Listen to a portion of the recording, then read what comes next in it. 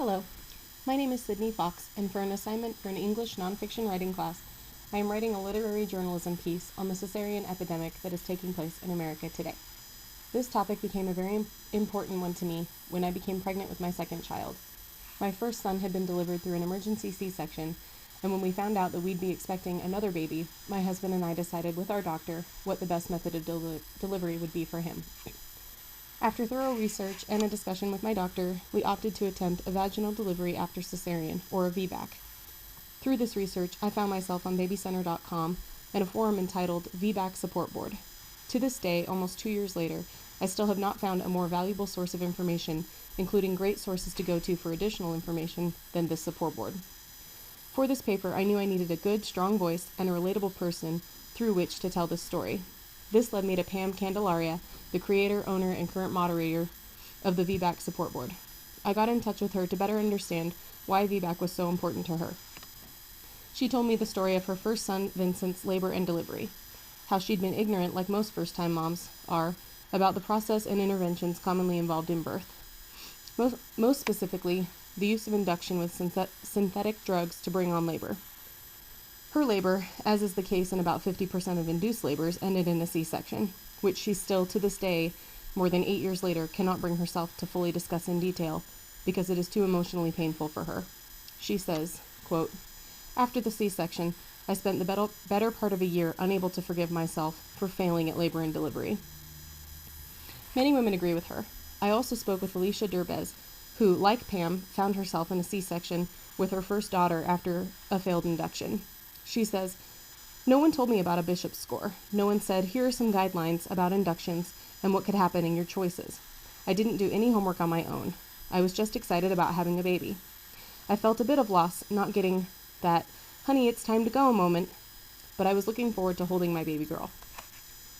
Alicia and Pam both realized after the fact that they had been vastly underinformed about the chances of an induction leading to a C-section, and what a difficult recovery a C-section entailed. Because of this, they both spent their time educating themselves for the birth of their second children. They also both now work to help other women become more informed about the risks before they have C-sections, so they don't have to go through the same things that they did in order to have a healthy baby. C-sections can absolutely be life-saving, but they are used far too often these days. Elective C-sections are currently on the rise, and 1 in 3 births now in America are via C-section. A vaginal birth, on the other hand, is healthier for the mother and the baby, as labor and the process of being born through the birth canal are very beneficial for the baby.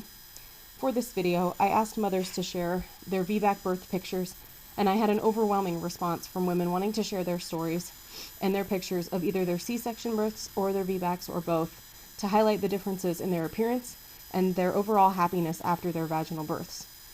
I had a lot of women want to share their stories with me and told me that they hope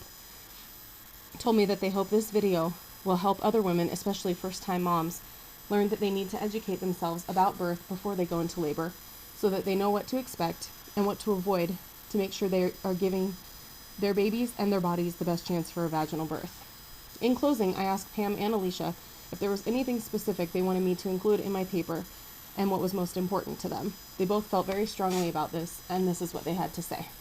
Alicia said, "Birth should not be looked at as something to fear. Something to respect, yes, and there can certainly be scary moments. But it is a natural process and no one should fear it. Hypnobabies really showed me the whole fear-tension-fear spiral and how if you release the fear, you let go of the stress and learn to enjoy things. Fear can lead you down a bad path, and also to trust your intuition. Many babies and moms have actually been saved by this mother's intuition. Many others have been saved an unnecessary C-section because of it too. We also need to bang it into a first-time mother's head that natural gestation is anywhere from 37 to 42 weeks, and that 40 is an arbitrary deadline."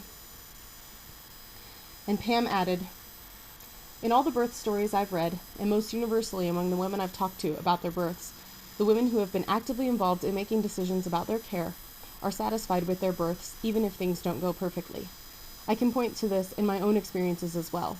When being told I had to have it or to be induced with my first birth, with no discussion about options either to avoid induction or how the induction was performed, led me to what I still consider to be a really miserable birth experience.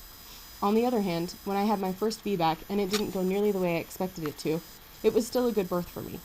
When I scheduled an induction for my third baby, I felt good about it because I was able to discuss all of my options with my OB and walk away with a plan that we were both happy with.